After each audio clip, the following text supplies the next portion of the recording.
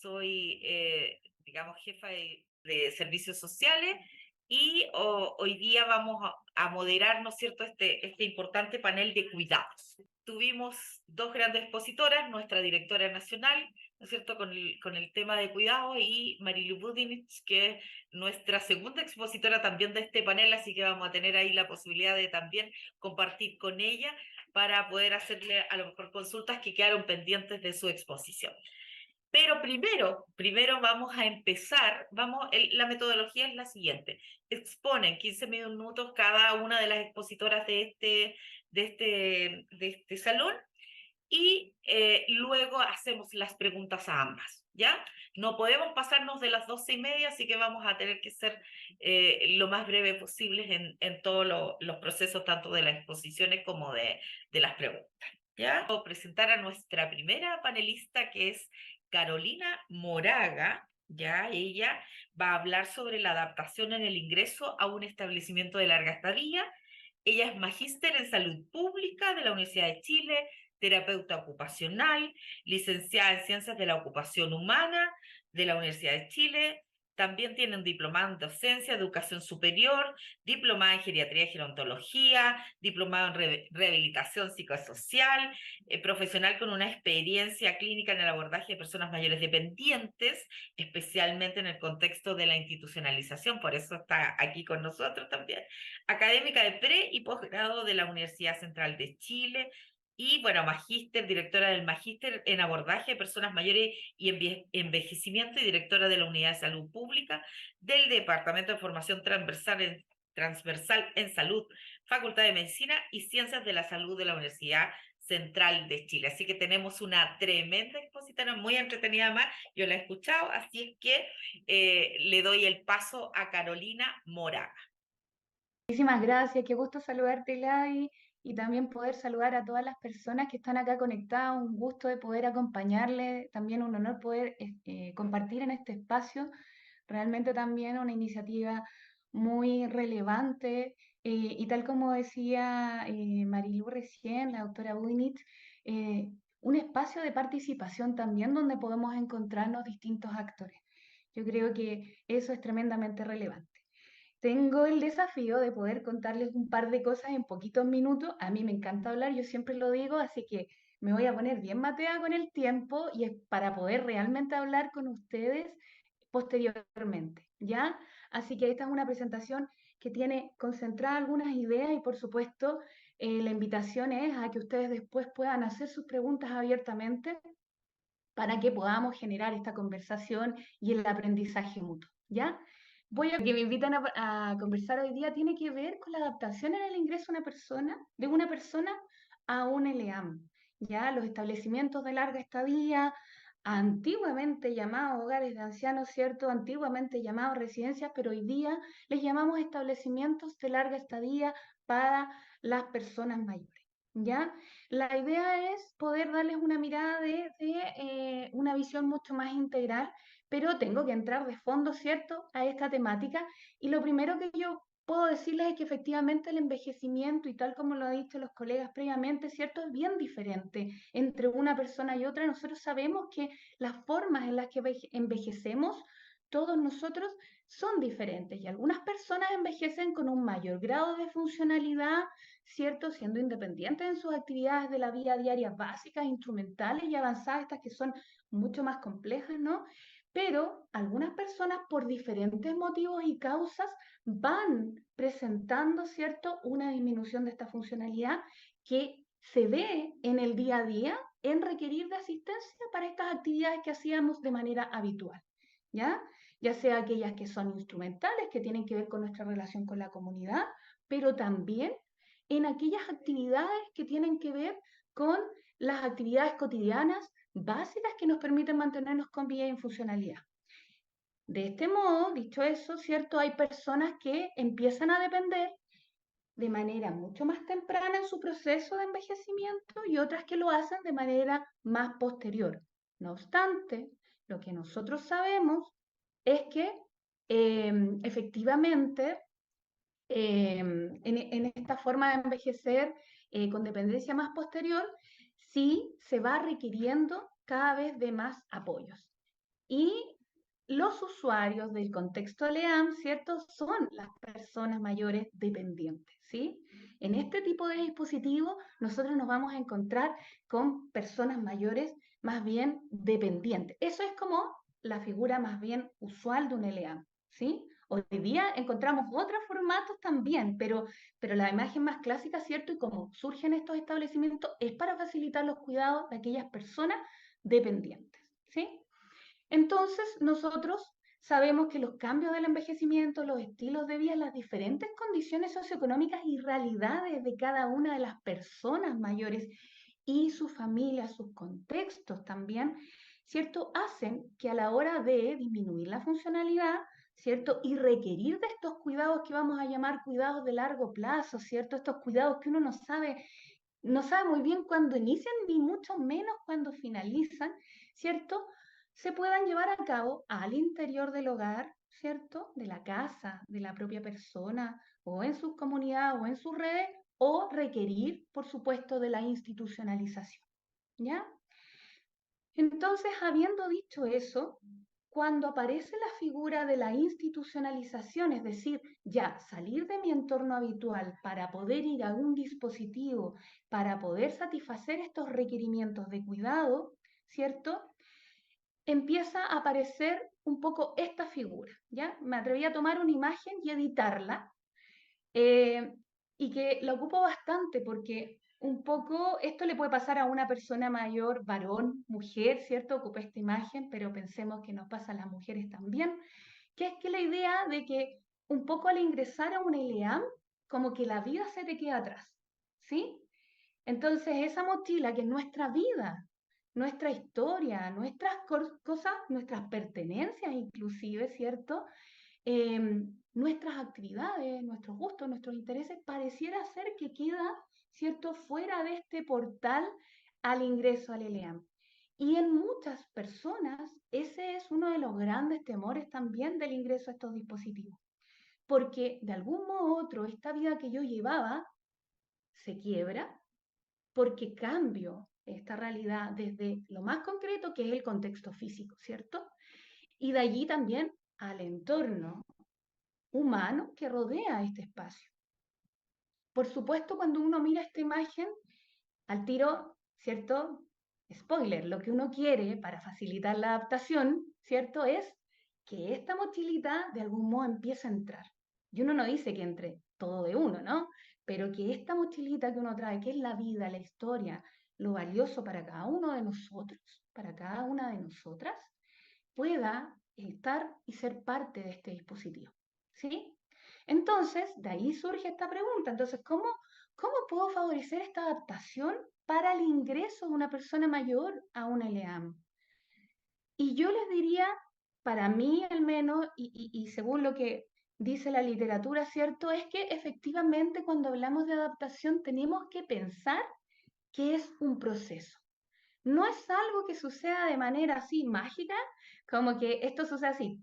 Hago clic los dedos, pestañeo un rato y me adapto. La adaptación es un proceso y todos, todas nosotras lo sabemos en nuestra vida cotidiana. Cada vez que en nuestras propias historias de vida nos hemos cambiado de casa, nos hemos cambiado a veces de lugar, de región inclusive, de trabajo en las historias de vida, cambios de pareja, todo proceso de cambio, ¿cierto?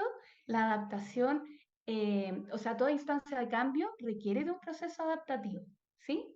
Entonces, no es raro pensar que al ingresar una LEAM, el proceso adaptativo, ¿cierto?, va a requerir de tiempo, ¿ya? Y en este sentido, yo les quiero invitar a ver esto, ¿ya? Para mí es importante identificar estos momentos, dado que el ingreso a una LEAM no sucede solamente cuando la persona cruza la puerta, ¿cierto?, de este establecimiento. Eso se viene gestando mucho antes. Hay un antes del ingreso a un LEAM, hay un durante, ¿cierto?, que es el día en que la persona ingresa, pero también hay un después. Cada uno de estos momentos es tremendamente relevante para lograr la adaptación a un LEAM, ¿sí? Y ustedes se preguntarán, en estas fases que yo establezco, ¿cierto? Em, ¿Cuáles son los tiempos? Esa puede ser una pregunta, ¿cierto? Por supuesto que esto es muy variado dependiendo de cada uno de los casos. Hay algunos tiempos, sobre todo en el después, para lograr la adaptación, que se hablan por allí, pero yo creo que lo más importante es que esos circulitos que yo acabo de dibujar acá eh, son los que yo pongo aquí para graficar un poco que en estos momentos hay diferentes actores. Entonces, en esta adaptación al LLEAM, ¿cierto? Y en estos momentos hay diferentes actores que participan y van cobrando más o menos protagonismo, ¿cierto? Dependiendo de cada uno de los momentos. Pero lo que para mí también es importante en el favorecer la adaptación es considerar siempre a la persona mayor y su trayectoria de vida. Esta mochilita que debe ir siempre acompañando cada una de estas fases. ¿Sí? Voy a desarrollar algunos de estos puntos a continuación. Entonces, mi mirada, ¿cierto?, es que efectivamente para favorecer la adaptación antes del ingreso, lo que hay que propiciar es la participación de la persona mayor en la decisión. Yo sé que aquí hay personas mayores, hay personas de la sociedad civil, hay profesionales, y cuando digo eso es favorecer la participación. Muchas personas mayores pudieran decidir activamente en salir de sus hogares e ir a una LEAM, pero también sabemos que muchas veces eso no pasa por diferentes situaciones, ¿ya? El tema es que participar en la decisión va entre tomar la decisión de ir, pero también en el poder escoger, poder establecer ciertas necesidades que se quieren cubrir, poder conocer el lugar al que se va a ir, ¿sí? En ese sentido, el poder participar, aunque sea en alguno de los momentos, es fundamental, ¿sí? Luego, ¿cierto? Facilitar el conocimiento entre los involucrados. La persona mayor pueda conocer este establecimiento, ya sea las características. A veces hay personas que tienen que trasladarse de una ciudad a otra, de una región a otra. También ha pasado eso, ¿no? Entonces, a veces la posibilidad de conocer físicamente el lugar no está antes del ingreso, pero sí las características, las fotografías, la ubicación, ¿cierto? Y por otro lado, también hay que pensar que desde el LLAM es importante que conozcan a la persona mayor y su contexto, desde antes del ingreso también, ¿sí? Y eso, por supuesto que los LEAM también es importante que establezcan ciertas formas de poder conseguir o conocer a este sujeto, a esta persona que va a ingresar. Y eso implica también poder generar espacios para resolver inquietudes, incluso para plantear estas posibles dudas que puedan surgir desde antes del ingreso, ¿ya? Eso a modo general. Si después no vamos ya al proceso del ingreso, ¿cierto? ¿Qué es lo que deberíamos ver durante el ingreso? Allí es súper importante que en el momento en que la persona mayor ingresa al establecimiento de larga estadía, poder facilitar los espacios físicos y temporales que este sujeto necesite. ¿En qué sentido? Aquí, actores LEAM, cierto equipo profesional, es fundamental que pueda facilitar los espacios físicos, desde la habitación donde va a depositar sus cosas, ¿cierto? De donde también de repente no poder, no necesariamente eh, invitar a participar al tiro a donde está toda la comunidad LEAM, sino que a veces la persona requiere de ciertos espacios de tránsito, ¿cierto? No conocer al tiro a toda la gente en ese mismo día, sino quizás poder tener un espacio más bien íntimo donde la persona pueda decidir estar o no estar acompañado de toda la gente que forma parte de los LEAM, ¿cierto?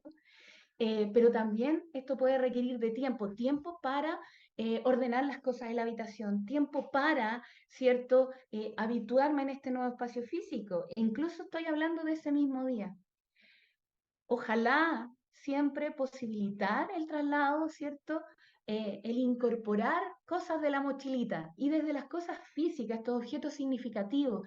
Yo sé que no todos los ELEAM tienen la misma característica, pero hay ELEAM donde hay habitaciones individuales y hay personas que incluso pueden trasladar objetos, muebles, cosas de pertenencia más grandes, ¿cierto? Pero también hay otros espacios más pequeñitos donde sí se puede tener elementos personales en la habitación igual, en el velador, y creo que es fundamental también el poder comentar y permitir, ¿cierto?, a esta persona mayor que pueda acudir con ello. Ojalá, ¿cierto?, que este proceso se pueda realizar en compañía de aquellas personas significativas, ¿sí? Y en lo posible, ¿cierto? Nosotros sabemos que los elevados funcionan por turnos, pero en lo ideal es que si hubo un proceso antes con ciertas personas del equipo, que el día del ingreso ojalá estén las mismas personas. Eso también facilita este día que es un día muy relevante, ¿sí? Y por supuesto, en este día del ingreso es fundamental esta mirada integral desde una valoración, ojalá geriátrica integral, desde los profesionales del equipo del LEAM para la elaboración de un plan que contemple obviamente las características y todas las dimensiones que forman parte de esta persona mayor que acaba de ingresar. Y luego, ¿cierto? Para finalizar en estas fases, el después del ingreso, obviamente en este después del ingreso es la estadía, ¿sí? Entonces, el proceso adaptativo, dice la literatura, que hablan de aproximadamente unos 3 meses, ¿ya? Y luego uno podría pensar en lograr una fase de integración al espacio, ¿sí? Pero hay que pensar que el después es desde ya el primer día y de ahí en adelante inicia el después, ¿no? Entonces se van las personas significativas, que esta persona mayor en el LEAM, entonces allí es súper importante poder facilitar las rutinas existentes al LEAM e invitar a la persona a participar, pero flexibilizar en la participación. Efectivamente podemos entender que la persona al principio no va a adherir activamente a toda la rutina porque es una rutina nueva y eso desde los horarios, por ejemplo, para levantarse, para comer, para participar en ciertas actividades, pero incluso, insisto, el horario de dormir, todo eso son horarios nuevos para esta persona y tenemos que pensar que van a requerir también de una fase de adaptación. Es importante, obviamente, en este después que se generen todos estos espacios de socialización, ¿cierto? Flexibles siempre entre la persona, entre el equipo y los residentes. Y pongo acá, PS se refiere a personas significativas. ¿Por qué? Porque muchas veces, ya una vez que la persona está en el LEAM, y pensamos siempre en el equipo LEAM, equipo, residentes, ¿cierto? Pero nos olvidamos que también es importante que en esta socialización las personas significativas conozcan a los equipos eventualmente, conozcan a algunos residentes también, o sea, la comunidad, las personas, la familia, puede ser familia o no, ¿cierto? Estas personas significativas puedan tener alguna vinculación también con quienes son parte del LEAM. Eso es fundamental para, ¿cierto? Facilitar la comunicación entre la persona mayor y sus personas significativas.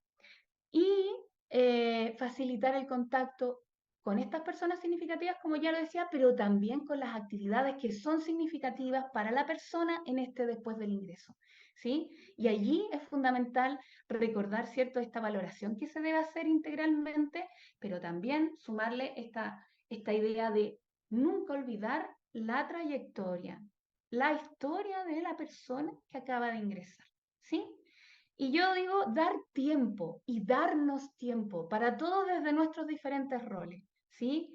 Acá está la persona mayor, están las personas del equipo, están las personas significativas y en cada uno de los casos vamos a requerir tiempo, ¿sí? Si es nuestro rol desde persona mayor que está ingresando, pero también desde una persona de un equipo que está trabajando con una persona mayor que se está adaptando, yo también tengo que darme tiempo para conocerle. Entonces, entender que esto es parte de todos nosotros. Entonces, ya para finalizar la presentación, en honor al tiempo, yo siempre digo no olvidar esto de la trayectoria de vida.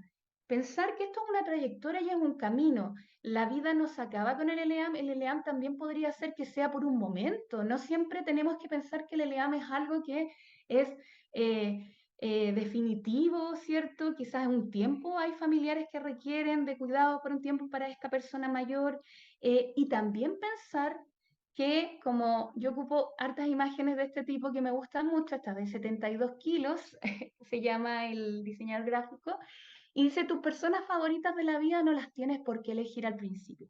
Hay mucha vida que puede pasar estando en el EAM y en mi experiencia hay personas que han conocido a parejas con las que después se vuelven a vincular, o sea, pasan hartas cosas en el EAM, hay vida también, y también nos puede pasar a nosotros como profesionales conocer a personas favoritas también dentro de nuestro ejercicio profesional. Y eso no pasa necesariamente al principio y es parte de este proceso que no podemos olvidar. Y yo siempre invito también a no perder de vista esto. Eres importante en esta historia porque es tu historia también. Desde nuestros distintos roles, si bien la persona mayor es nuestro centro, todos somos actores principales. Desde nuestros diferentes roles jugamos un rol protagónico igual. Entonces acá la invitación es entender que esto es parte de nuestra propia historia, de nuestros propios procesos también, y es importante sumarnos en todo momento en lo que nosotros sintamos que es pertinente, porque, por supuesto, que todos como envejecientes, esto puede ser parte de nuestra historia también más adelante, ¿cierto? Y hoy día tenemos una posibilidad de incidir favorablemente, ese es el ideal, ¿cierto?, en la vida de un otro. La llave del éxito tiene muchas formas y aquí siempre la invitación es que cada uno de nosotros, desde nuestros diferentes lugares, encontremos la que nos resulte mejor, ¿ya?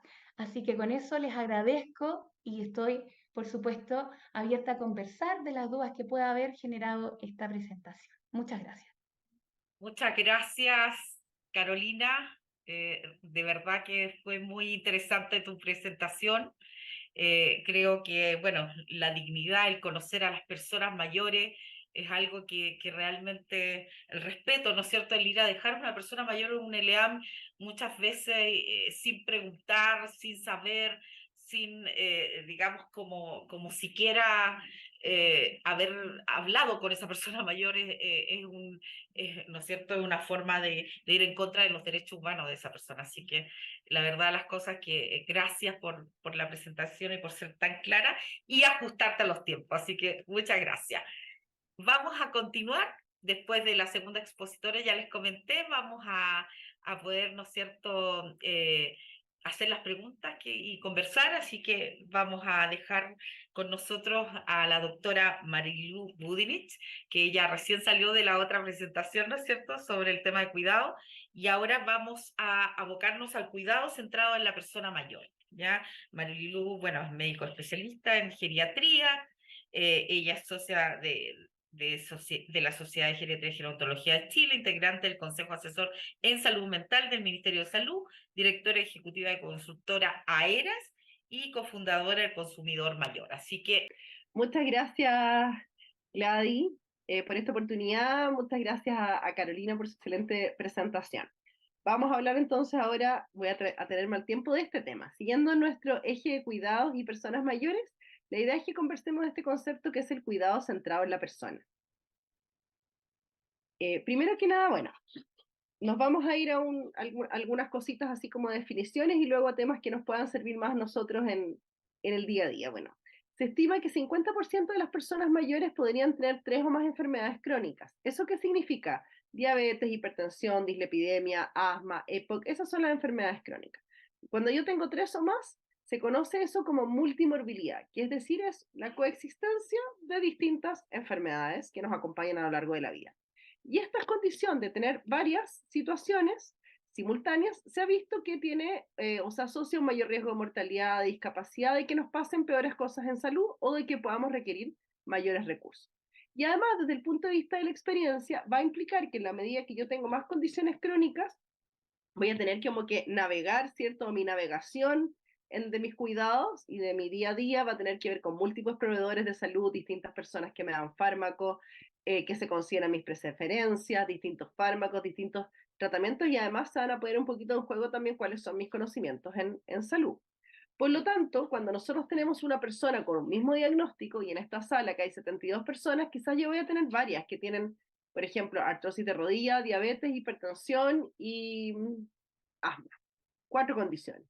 Pero resulta que cada una de esas personas es distinta, porque tienen los mismos diagnósticos, pero sabemos que tenemos una historia diferente, como decía ahí Carolina, la importancia de la historia, pero además estas mismas condiciones pueden tener mismo diagnóstico, pero distintas severidades. La funcionalidad o la capacidad de desarrollarse en la vida diaria, estas como trayectorias que nos mostraba Carolina, también van a ser distintas. El pronóstico de estas personas va a ser diferente. Las prioridades personales es distinta y además el riesgo de evento adverso, por ejemplo, asociado a algún fármaco o alguna otra estrategia, también va a ser distinto. Por lo tanto, la invitación que se nos pide a nosotros como profesionales de la salud en estos casos, es que tenemos que ser flexibles, ¿ya? Por ejemplo, si lo llamo a esto un ejemplo que puede sonar muy médico, pero yo creo que nos puede hacer sentido y por eso lo pongo acá. Cuando nosotros, cada enfermedad, ¿cierto? Cada condición de salud, la hipertensión, la diabetes, qué sé yo, el hipotiroidismo, tienen como ciertas recomendaciones clínicas, como cosas que son las buenas prácticas de acuerdo a las que nosotros, como profesionales, debiésemos abordar a la persona. Pero resulta que cuando yo tengo una misma persona con varias condiciones, si yo trato de hacer solo lo que me dice la guía, así como en un paciente con estas características usted tiene que hacer eso, pero eso lo hago para varias condiciones, puede ser complejo y puede ser incluso dañino, porque puedo tener intervenciones que en el fondo, o fármacos que puedan ser, por ejemplo, contraproducentes. Entonces, hay una publicación, que esto ya tiene varios años, pero a mí me gusta mucho porque dice en Reino Unido, en Inglaterra, hicieron un ejercicio de tomar estas como guías o recomendaciones para una mujer de 78 años que tenía una historia de infarto, diabetes, artrosis, asma y depresión. Como muchas mujeres pueden tener, o quizás alguien de los que estamos aquí en la misma sala o algún hombre podría tener esos mismos antecedentes y edad. Pero resulta que si uno hacía y la trataba a ella como por las enfermedades y no por quien ella es, el resultado iba a ser este. Que la persona quizás iba a tener que usar 11 medicamentos y quizás 10 más, dependiendo de otras cosas que le pasara. Que iba a tener que seguir 9 recomendaciones sobre estilo de vida. Que además de todas las consultas por cosas que ellas le pasaban, no sé si se resfrió, le dolió la rodilla o algo, tendría al menos 8 a 10 controles en sus SFAM por condiciones de salud física y 8 a 30 intervenciones por depresión. Y además le recomendarían múltiples encuentros para dejar de fumar y rehabilitación pulmonar. Entonces uno dice, wow, esto es, claro, se están abordando quizás mis problemáticas de salud, nadie nos está diciendo cómo es la funcionalidad o cuáles son las preferencias de esta persona, pero probablemente esto va a ser incompatible de seguir, ¿ya? O no sabemos cuál es el impacto que pueden tener estas cosas en esta persona. Entonces, claramente no existe una directriz o estrategia única o clara para poder como convivir o cómo vamos a trabajar con estas personas que tienen distintas condiciones y que están frecuentes. Entonces, ¿qué es lo que se nos recomienda a nosotros los profesionales que tengamos en mente? Consultar acerca de la preocupación principal de la persona o de su familia. Revisar el plan de cuidado, evaluar cuáles son los problemas presentes y las intervenciones en curso. Identificar el nivel de adherencia y el confort con el plan de cuidado. Consultar acerca de las preferencias del paciente en relación a sus prioridades o resultados. Evaluar si existe evidencia relevante en relación a resultados de importancia. Evaluar el diagnóstico, considerar interacciones entre tratamientos y o condiciones, sopesar los riesgos y beneficios, comunicar la información y decidir acerca de ir a favor o no a favor de una nueva medida, y evaluar el plan de forma periódica de acuerdo a beneficios, factibilidad, adherencia y alienación de preferencia. Eso es lo que nosotros como profesionales se nos dice que hagamos o que intentemos hacer y que sería una buena práctica. Ahora bien, ¿cómo lo llevamos a la práctica o cómo esto se relaciona con lo que ustedes pueden hacer? Que uno dice, bueno, esto es lo que tiene que hacer el médico o esto es lo que yo podría esperar de mi equipo de salud, bueno, ¿y qué hago yo?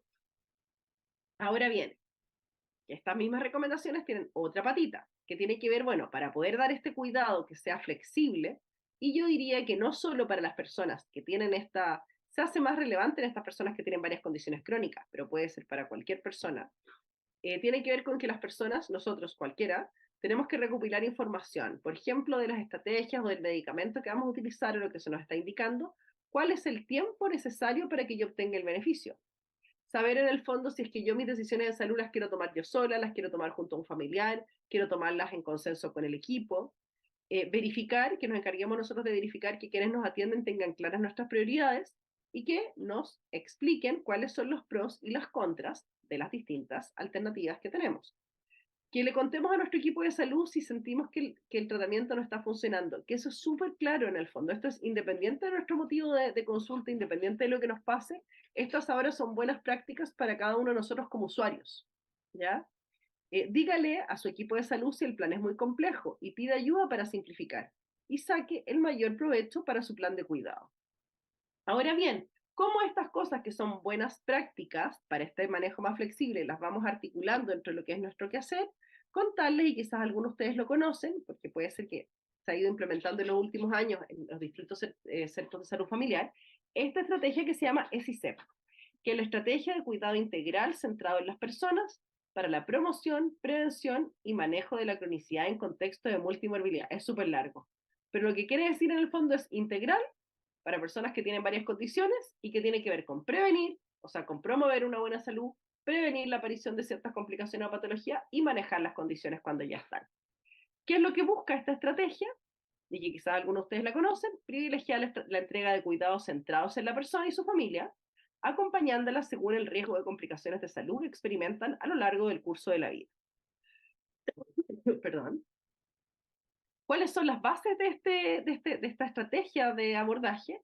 La promoción y la prevención. 2, la responsabilidad y autonomía de las personas, que este punto es clave en lo que estábamos hablando y tiene relación con lo que hablábamos un poquito antes. La continuidad de los cuidados y las intervenciones eficientes adaptadas a las necesidades. Esto, ¿cómo lo llevamos a cabo? Entregar a cada persona la atención que requiere de acuerdo a su condición y riesgo de salud. Facilitar una mejor adherencia. Implementar la toma de decisiones compartidas desde una perspectiva que considere también a los equipos de salud y la comunidad. Y facilitar la continuidad del cuidado de la red de salud y aumentar la satisfacción de los trabajadores, disminuir la duplicidad de intervenciones, etc. Entonces dijimos, promoción y prevención y la importancia de la responsabilidad y autonomía de las personas para tener este abordaje que sea más centrado en sus necesidades. ¿Qué es lo que busca esta estrategia? Que nosotros como usuarios o como personas podemos disminuir esta sensación de que nos pasan cosas que son inevitables, que no podemos hacer nada, que nos sentamos menos eficaces en cuanto a nuestro cuidado, que se fortalezcan nuestras competencias de cuidado y que tengamos se fortalezca esta como disposición de agencia que tiene que ver en el fondo en que nosotros seamos activos con comprometernos con las cosas que nos importan y en este caso con nuestra salud. Ahora bien, entonces, ¿cómo enfocamos o cómo adecuamos esto que decimos, bueno, está la multimorbilidad, están las cosas que le recomiendan a los equipos, está lo que le recomiendan, lo que nosotros deberíamos hacer, pero en varias partes dijimos preferencias, metas, converse sobre lo que a usted es importante. Bueno, ¿cómo identificamos lo que es importante para nosotros? Hay algunas personas que los pueden tener súper claro y hay otras que no tanto. Entonces aquí yo les voy a mostrar un esquema que es de una estrategia. Existen distintas formas de abordar esto. A mí me gusta esta porque la encuentro clarita, que se llama Patients Priority Care, que es una página que está en inglés, pero que también hay material en español y yo se los puse acá como pantallazo. Entonces aquí viene una forma en la cual nosotros podemos prepararnos para conversar sobre lo que nos importa, nuestras metas y preferencias, para contribuir a digamos, como cuidado que sea adaptado a nuestras necesidades. Entonces, ¿qué es lo que más me importa? En general se ha visto que desde el punto de vista como de los intereses de las personas, uno podría pensar en estos 4 ámbitos. Estar conectados, que tiene que ver con nuestra participación social, disfrutar de la vida, cosas vinculadas más bien al bienestar, al uso del tiempo, al confort, puede ser temas de síntomas, puede tener menos dolor, ser independiente, y ese ser independiente, ojo, que no necesariamente porque yo ya requiera apoyo en algo, no puede interesarme trabajar ese aspecto. Puede que yo requiera apoyo en casi todo, pero que hayan partes de mis actividades que las hago y las hago de forma independiente, y eso para mí es súper importante. Y quizás, no sé, lo único que yo hago es comer solo, o ni siquiera puedo tomar la cuchara, sino que me como un pancito y me lo como solo. Bueno, para mí esa es independencia y para mí eso puede ser súper importante, ¿ya? Y controlar la salud. Entonces, ¿cuáles serían como las líneas que vamos a seguir con esto? 1, tratar de identificar lo que más me importa, establecer mis metas en salud, revisar mis síntomas y problemas, revisar actividades de autocuidado y medicación y elegir una meta y concentrarse en alcanzarla. Son estas tareas. Entonces, ejemplos de decir, me gusta estar conectado. Por ejemplo, realizar actividades con la familia y con los amigos, dar y recibir apoyo en la comunidad, participar de algún grupo, participar de algún taller, por ejemplo. Puede ser seguir trabajando. En la espiritualidad puede ser participar de algún rito. Disfrutar de la vida puede ser productivo, por ejemplo, contribuir, participar en actividades, crecimiento personal, cosas que nos ayuden a desarrollarnos como personas. Participar en actividades agradables y que ese es como el macro, pero después uno puede decir, mira, para mí es jardinear, para mí es bailar, para mí es leer, para mí es escuchar, reunirme con mi familia. Puede ser que mi actividad significativa sea esa visita que yo tengo una vez al mes o que me junto con mis amigos o con tal familiar una vez al mes o cada 2 meses y que esa sea mi actividad significativa, ¿ya? Ser independiente, que tiene que ver con tener control de sí mismo, a veces del hogar, y este control de sí mismo, como decíamos, puede ser algo súper variable, y controlar la salud, que puede ser, por ejemplo, tener un balance entre los síntomas, sentirse cómodo, o ser independiente con vivir el mayor tiempo, o vivir de la mejor manera posible. Entonces, a veces también es difícil decir, bueno, ¿y qué es lo que me importa en estos 4 ámbitos? Ser independiente, estar conectado, disfrutar de la vida, o del bien. ¿Qué nos podemos preguntar? Hay personas de las que estamos acá, quizás estamos en un mejor momento de salud o en un peor momento de salud, en una condición más aguda, más bien crónica, pero nos puede ayudar a preguntarnos lo siguiente: ¿qué estaría haciendo yo si estuviera en un buen día? ¿O qué es lo más importante en la rutina de mi día a día? ¿A qué actividades les gustaría dedicar más tiempo? ¿A mis mascotas, al trabajo, a la lectura, a mis hijos, a mis nietos? ¿Y con qué le gustaría que su equipo de salud lo apoye más? Este tipo de preguntas lo que nos van a ayudar es ir haciendo estas reflexiones para poder ir decantando finalmente y tratar de hacernos conscientes de qué es lo que más nos importa en relación a lo que podemos trabajar con nuestra salud. ¿Y qué va a ser una meta en salud? Es una actividad que apoya lo que más nos importa. O sea, en el fondo es algo que si nosotros lo hacemos o lo logramos, nos va a permitir alcanzar estos resultados en el fondo o este bienestar en estos ámbitos que nosotros estamos identificando. Y saber que estas cosas pueden cambiar con el tiempo. Cuando nosotros pensamos en esta meta, entonces que decimos, mira, este es como un hito que me va a ayudar a lograr o contribuir a estas cosas que son importantes para mí. ¿Qué es importante de estas metas? Que nosotros sepamos en el fondo de qué se trata o cuál es mi meta, por ejemplo, en qué actividad yo me quiero enfocar más, cómo quiero realizar esta actividad, dónde, quién, con cuánta frecuencia. Por ejemplo, mira, sabes que para mí mi meta es seguir cuidando a mis nietos. Para mí mi meta es seguir pudiendo vivir en mi casa mientras no requiera apoyo nocturno. Para mí mi meta es no sentir tanta ansiedad de que me voy a volver a enfermar. ¿Ya? Entonces, en el fondo es como, ¿qué es lo importante para mí? Y luego pensar, en el fondo, cómo puedo alcanzar esto y que esto sea también, que mi meta o lo que yo me estoy planteando sea algo razonable, de acuerdo también a las condiciones de salud, sociales o recursos que yo tengo. La idea es que siempre pensemos metas que sean alcanzables y que nos ayuden a lograr aquello que es para nosotros importante. Entonces, ya pensé un poco, bueno, ¿qué cosa es importante para mí? Mantenerme conectado. Quiero poder seguir juntarme con mis amigas una vez a la semana en el café de ahí cerca. O quiero seguir yendo a la iglesia, o quiero poder pasear a mi perro en las tardes y no estar tan cansada. ¿Ya? Ahora, una vez que yo identifico qué es lo que es importante, la idea también es saber, bueno, qué otros síntomas o qué problemas de salud desde el síntoma más que del diagnóstico yo tengo y cómo me afectan para alcanzar eso que para mí es importante. Y cuando hablamos de síntomas, estamos hablando de esto, quizás del problemas de la visión, de ir al baño muy seguido, de dolor, de diarrea, inestabilidad de caminar, ahogos, debilidad, en el fondo saber qué síntomas pueden ser. Porque en el fondo, lo que nosotros vamos a tener que ver es como, ¿cuáles son mis metas o qué es lo que yo quiero alcanzar? ¿Qué síntomas o qué problemas de salud tengo yo? ¿Qué factores hay que limitan el que yo pueda alcanzar esas metas? Y luego ver qué intervenciones tenemos que hacer para poder acercarnos a esos resultados. Y esto tiene que ver en que a veces nos va a tocar sopesar. Por ejemplo, mira, sabes que yo quiero que me duelan menos las rodillas, pero que me duelan menos las rodillas significa que tengo que tomar 2 medicamentos más y que tengo que ir al kinesiólogo y que tengo que bajar de peso. Ya, es importante que me duelan menos las rodillas, pero ¿qué estoy dispuesto a hacer? ¿Ya? Y porque esto en el fondo es una forma más realista también de ver cuáles son nuestras metas en salud, y es importante también la invitación a que nosotros nos comprometamos de esta forma, porque si no automatizamos todo, viene cada uno de ustedes al control, yo le encuentro ciertos diagnósticos, le doy ciertas recomendaciones, pero eso no significa que necesariamente las vamos a lograr. Y más encima, si tenemos un montón de problemas, vamos a tener que priorizar, y para eso es importante que nosotros como equipo de salud sepamos lo que para usted es importante.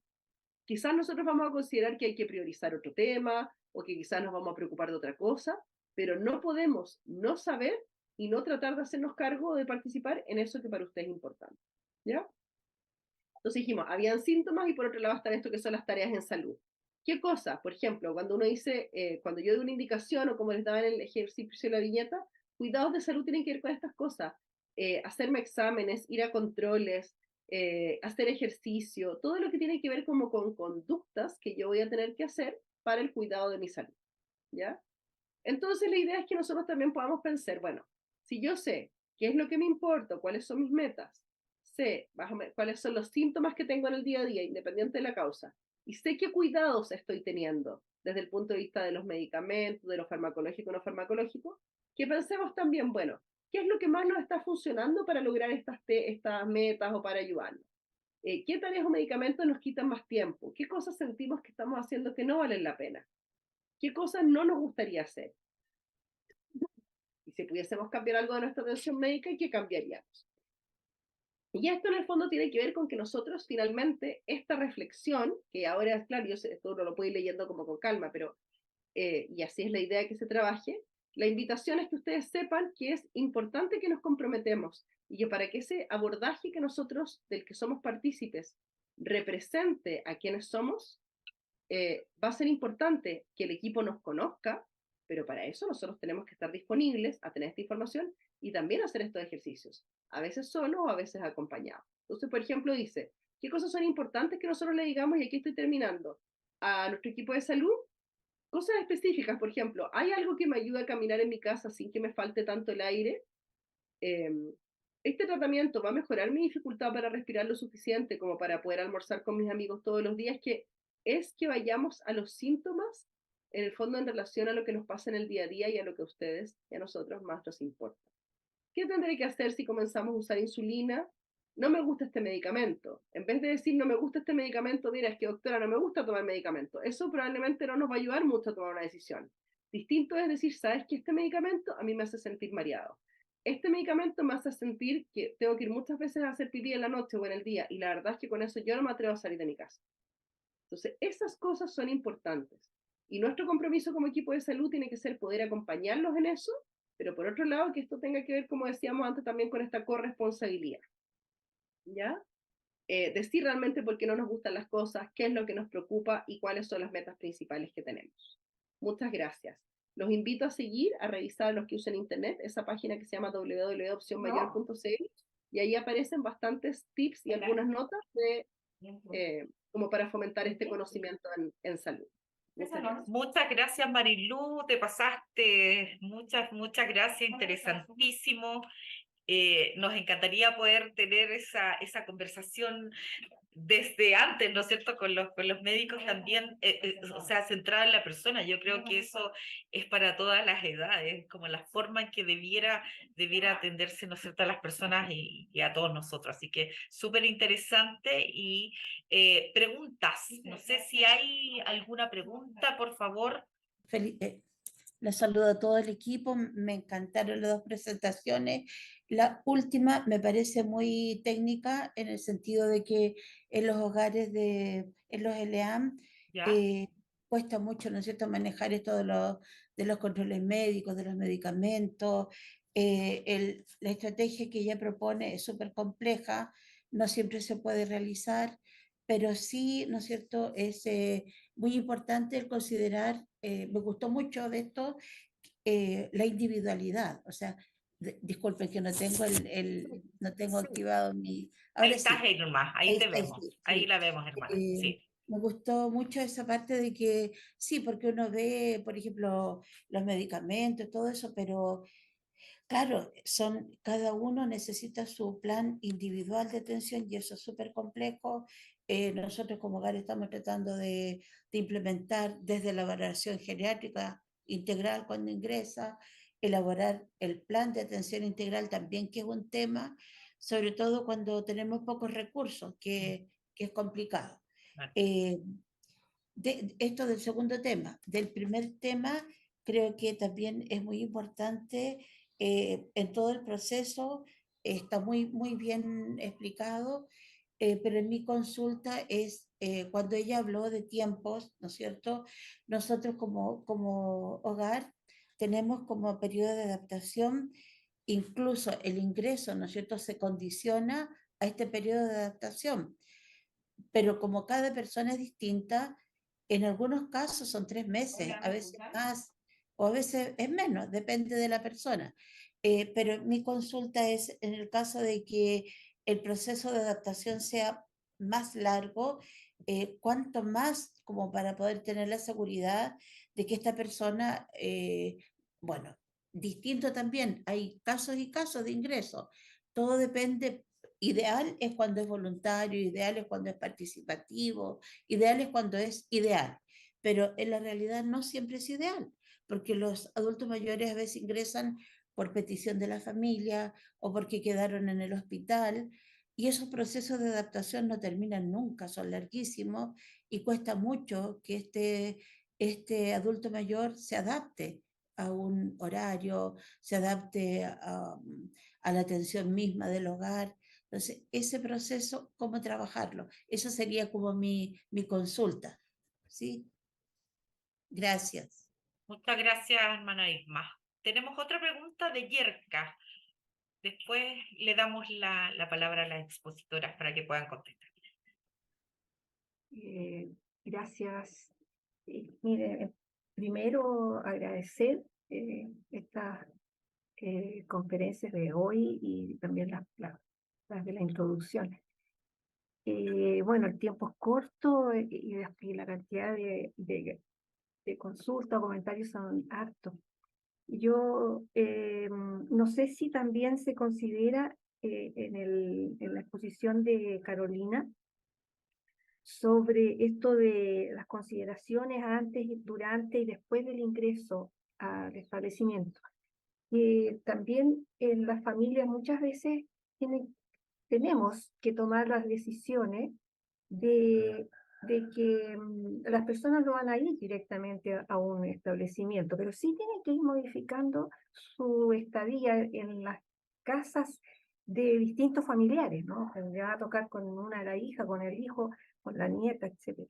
Y claro, y esos también son cambios. Entonces, en esta forma como lo plantea Carolina, que a mí me gustó mucho, no sé si también está considerado partir por esa etapa, o sea, no llegar inmediatamente, porque lo de ir al hogar, yo en lo personal, yo tengo 75 años, afortunadamente todavía sigo muy independiente y activa, siempre he estado por mi profesión, yo soy kinesióloga, muy cercano a los adultos mayores, y en una primera instancia en mi vida yo sí creería estar institucionalizada en el último año, no molestar a nadie, ¿no? Pero a medida que han pasado los años y por experiencias familiares, igual es difícil, tan hermoso como ustedes lo están planteando, como se está ofreciendo en este momento desde el Senama, pero hay aspectos de ver sufrir a nuestros compañeros y todo eso, que igual yo preferiría, ojalá que en cualquier rinconcito todavía me reciban hasta los últimos años cualquiera de mis familiares. Entonces fue un cambio. Entonces, eso me quedó un poco que si también se puede ir apoyando. Y en realidad quisiera preguntar muchas cosas, pero es un principio. Muchas gracias. Carolina, Marilú, dejo abierta ahí el micrófono para que puedan contestar. Bueno, muchas gracias por las preguntas, los comentarios. Hay uno también en el chat que estaba revisando, pero voy a ir ahí en orden a lo que plantea primero la primera participante, ¿cierto? Que Girma dice, es complicado porque efectivamente aquí hay casos a casos, ¿sí? Y los indicadores de cuando alguien se adapta son relativos, pero uno puede verlo en ciertas cosas, ¿no? Em, Allí uno podría decir, bueno, si la persona efectivamente logra ir adhiriendo de a poco y uno ve un increciendo en el nivel de participación, ¿cierto? En las actividades que ofrece este espacio. Pero yo ahí siempre también digo algo que no es menor. Quienes hemos trabajado en el EAM, y yo como terapeuta ocupacional siempre lo hablo con mis colegas, tendemos a pensar que todos y todas gustamos de las actividades en grupo. Y nosotros tenemos que pensar también que hay personas, como todos nosotros los que estamos acá, que podemos disfrutar de actividades que son mucho más con participación más reducida de personas. Entonces, hay que poner ojo en ese sentido también con que la participación no se da porque por el número de personas que están allí, porque no me interesa, o sea, ¿cuál es el motivo? ¿No me siento cómodo o no es la actividad de mi preferencia o de mi elección? Sabemos también que en los mismos establecimientos no podemos hacer una oferta de actividades de todos los gustos, ¿no?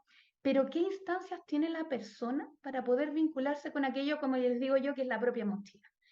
Cuando vemos que esto que es la historia de la persona, hay instancias que tienen que ver con cosas que la persona hacía antes del ingreso y no las realiza, o incluso en situaciones más drásticas vemos cambios del tipo de ánimo, por supuesto, que se mantienen, ¿no? Uno entiende que hay un proceso de adaptación y de duelo, ¿cierto? Pero estos cambios de ánimo que se mantienen, o incluso personas, por ejemplo, que activamente deciden no hacer algunas actividades cotidianas, que podían ser no alimentarse correctamente o no incluso bañarse o arreglarse. Esos son indicadores que uno podría ir mirando, ¿ya? La participación siempre es un punto, cierto, que uno observa en las distintas instancias, como mencionaba Marilu, porque uno puede participar de diferentes formas. Entonces, si bien hay personas que pueden rechazar la participación en actividades grupales, pero si uno observa que participa yendo a ciertos espacios comunes a ver la televisión o se relaciona con uno que otro de manera individual, ahí uno dice, bueno, hay participación, ya hay vinculación, ¿sí? Entonces, yo creo que cuando uno dice cómo el darnos cuenta, cuando esto está sucediendo, esta adaptación, y que efectivamente es difícil estandarizar los tiempos, yo estoy totalmente de acuerdo, creo que hay que darnos el espacio, pero cuando uno observa y uno tiene las dudas, hay que volver a valorar. Yo creo que allí es súper importante la participación de la persona mayor en la medida de lo posible, porque también sabemos que hay personas que pueden tener trastornos neurocognitivos mayores, que también podemos ver oscilante su nivel de participación en esto. Entonces, pero siempre involucrarlos en todos los momentos. E inclusive si tenemos dudas, preguntarle qué podemos hacer nosotros para que usted se sienta mejor acá también y ponernos a disposición. Yo creo que ese tipo de cosas que parecen súper de perogrullo, yo estoy segura que cada uno de ustedes, los que están en los diferentes roles, hacen estas cosas, pero esto que es tan básico a veces no se realiza. La persona dice, nunca me habían preguntado qué quería yo, qué necesitaba yo. Y yo creo que allí es donde nos ponemos en este lugar del otro y allí la empatía, la simpatía son fundamentales. Y la conexión con el individuo. Yo siempre por eso invito al ver al otro. Y por supuesto, obviamente cuando son los casos más drásticos, ya llevamos un tiempo, no logramos con ninguna estrategia, necesitamos replantearnos la estrategia o ver otras posibilidades. Y eso discutirlo siempre en equipo. Allí el personal de apoyo y trato directo es fundamental porque ellos son quienes están 24/7 con la persona mayor y observan mucho más los detalles y el nivel de participación. Incluso en estas actividades cotidianas que muchos de los equipos profesionales no podemos ver. Entonces ahí el trabajo colaborativo en equipo es fundamental. Inclusive también lo que comentan los propios familiares también. Porque la estrategia debiera ser conjunta, persona mayor, personas significativas que no siempre son familiares, por eso prefiero ocupar ese nombre, y por supuesto también el equipo. ¿Sí? No sé si con eso le respondo un poco más a lo que planteaba Irma en su consulta. Y respecto a lo que decía Yerka, yo creo que usted da en el clavo en muchos sentidos. Yo creo que los procesos adaptativos nos acompañan en la vida, ¿cierto? Pero yo también creo que en ese sentido hay que ir observando cómo esta persona se va adaptando a estos diferentes cambios, que pueden ser tal cual, como que de repente los hijos se van turnando, ¿cierto? De los cuidados, y a un año le tocó a uno, al otro año le toca al otro, y venimos con una persona que viene con un historial de cambios. De hecho, por lo mismo, muchas veces la institucionalización resulta en una opción tremendamente saludable y positiva para la persona mayor y para su familia. En mi experiencia también en muchos casos mejora la relación que existe entre las personas significativas y la persona mayor.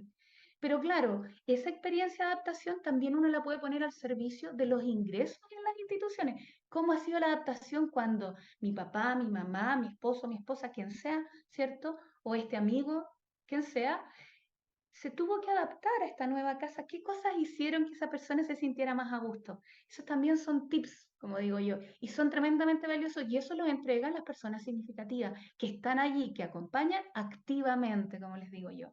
Creo que eso es fundamental y por supuesto todo eso es un insumo y como les digo yo, la llave del éxito tiene diferentes formas, pero hay que armarla a la base de pensar en este otro como protagonista, persona mayor, con su historia. Eso yo creo siempre que es para mí la base y desde allí en adelante, ¿sí?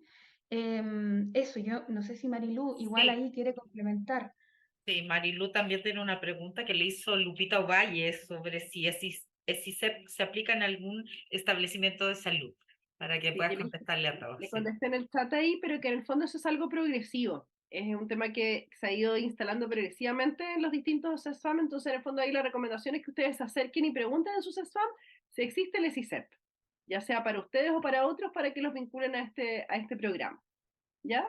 Y ahí se trabaja tanto con la persona como con el entorno y empiezan a tener como una atención más centrada en los problemas de las personas que en los diagnósticos como por separado. Va a ser su mismo equipo, pero se va a organizar quizás de forma distinta.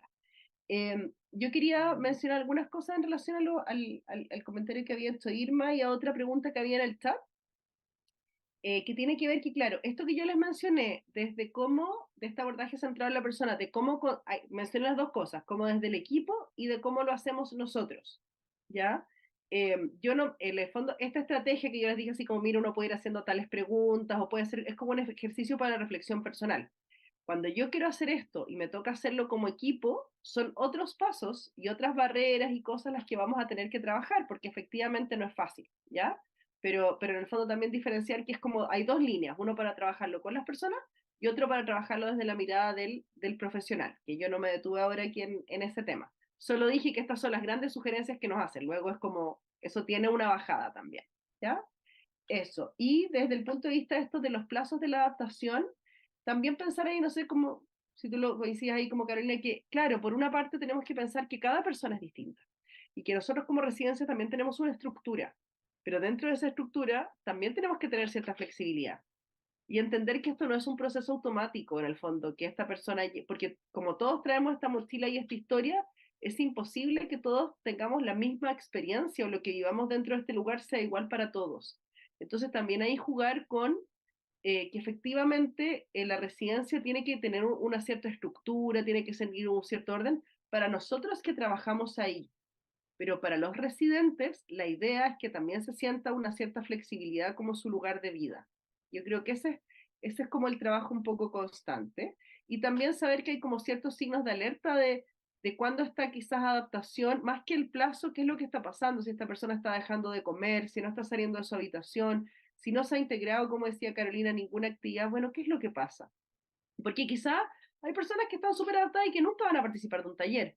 Ahí me tengo que preguntar si es el taller, si es la forma de acercar al taller o simplemente a esta señora le gusta mirar y cuchichear de lo que está pasando y esa es su forma de participación y maravilloso, pero yo creo que la flexibilidad siempre va a ser importante.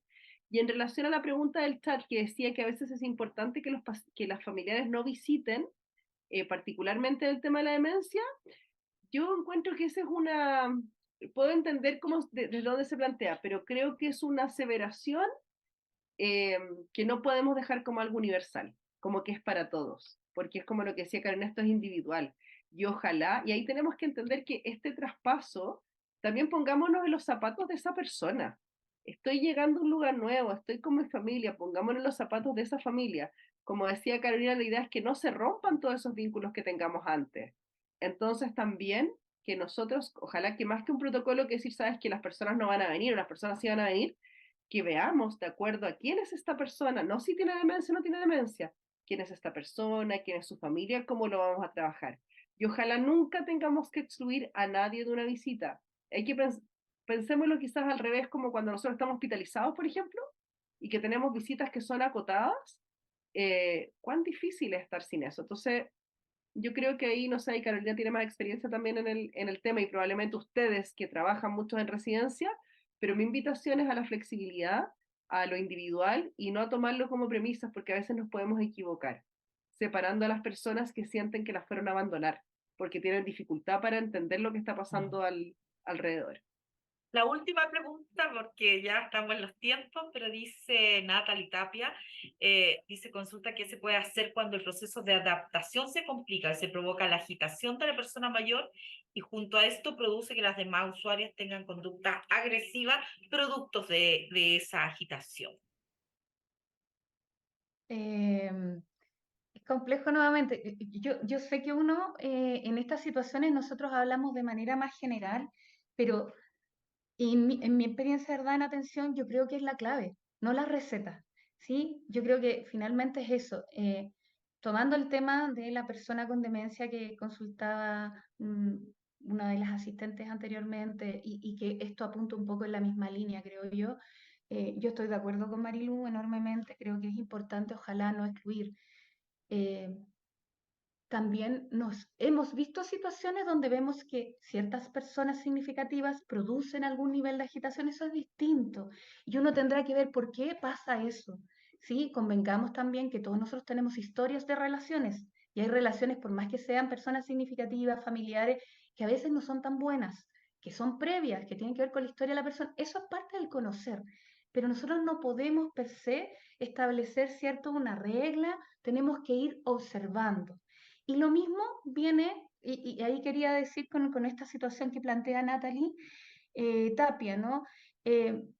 Efectivamente, el proceso adaptativo va a tener fases y cada persona lo va a vivir de distintas formas. Y hay personas que van a tener momentos complejos, pero hay que ver que eso se da en ciertas condiciones y allí la invitación es ver cuándo sucede la agitación, en qué momento se da, poder entender qué estaba pasando en ese contexto para que eso sucediera. No es que la persona estaba, muchas veces pasa cuando una persona no quería participar de una actividad y se le lleva y una persona dependiente que se le lleva en silla de ruedas muchas veces, yo lo he visto, y la persona ingresa y dice, no, no quiero, no quiero, y tiene que estar porque por horario le tocaba esa actividad. O sea, cuando nos ponemos de esa manera, por supuesto que vamos a tener situaciones complejas. Entonces, hay otras, ¿ya? Pero siempre uno podría tratar de entender, la invitación es a tratar de entender qué pasó en ese contexto. Fíjense que en el caso de personas que no logran comunicar con claridad qué es lo que les incomoda, mi experiencia ha sido desde estábamos en un lugar donde aumentó mucho la temperatura, estábamos en un lugar donde hace mucho frío, o sea, le estoy hablando de ese tipo de cosas, tenemos que ser capaces de observar. A veces no siempre se traduce en esa situación. Y en el caso de las personas que por supuesto extrañan a familiares o no identifican ninguna cara conocida y empiezan a buscar a su alrededor, que eso también les puede pasar. Estoy mencionando algunas situaciones, no sé si casa con lo que pensaba Natalie, pero le digo que en esos casos también, o sea, nuevamente buscar la causa, cuál es el gatillante y en base a eso generar una estrategia. Entendamos que esto no es responsabilidad de la persona que está allí solamente, sino del equipo. Esto es algo que se hace de manera colaborativa. Entonces, la persona va a tener que tener una estrategia inmediata, pero esto es algo que sin duda la invitación es a comentarlo en equipo para generar estrategias colectivas, para evitar efectivamente que el malestar de uno se genere en malestar de varios, obviamente. Sino que podamos entender que esta situación hay que analizarla, describirla, observarla muy bien, detallarla y generar estrategias para su abordaje. ¿Sí? Ahí hay un enfoque que se llama DICE, que ayuda mucho a estas situaciones y que lo recomendamos allí. Bueno, Marilu, quizás tú quieres comentar algo más específico respecto a este punto. Yo creo que solo resaltar lo que tú dijiste, Carolina, que en el fondo es ver qué es lo que le pasa a esa persona. La gente no se agita per se. Entonces, algo le pasa, algo le duele, tiene frío, no ha ido al baño, no sabe qué hacer. Y ahí el tema de la comunicación, en el fondo, es ir a ver cuál es esa necesidad insatisfecha. Y eso implica que nosotros efectivamente como que paremos, nos calmemos y veamos qué pasa, porque efectivamente la agitación, si nosotros nos, esto es como, ahí aparece, o estas alteraciones de conducta tienen que ver con lo que le pasa a la persona, lo que hay en el ambiente social, como en el fondo, cómo nos estamos relacionando con ellos, si lo estamos llevando o no, y temas que son físicas, de calor, de no sé. Entonces, ese ejercicio siempre hacerlo, y mantener la calma y pensar cómo ayudar a esa persona, porque si no lo que nosotros hacemos, por tratar de evitar que el resto se complique y no abordar a esta persona de la forma de la necesidad que tiene, se nos arma una pelotera gigante donde todos lo pasamos mal y donde probablemente la conducta que vamos a tomar no va a ser la más adecuada para esa persona. Así que coincido con Carolina.